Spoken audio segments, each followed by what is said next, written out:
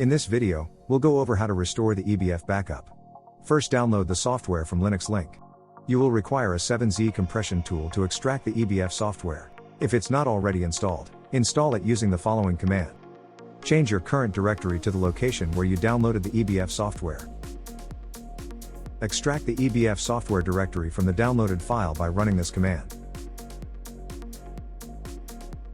After extracting the EBF software, run the command on the screen.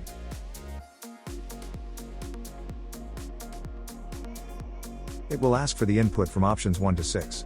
Choose option 4 to restore the backup. Select a backup from the list of backups. If you want to back up the current EBF before restoring, then hit enter. Otherwise, type no or hit enter. Restoring a backup to the EBF server will now start. If you want to back up the /data/timesys/images directory, then type yes, otherwise, type no and then hit enter. After completion, a message will appear on the screen saying, "Restored to backup," the name of the backup.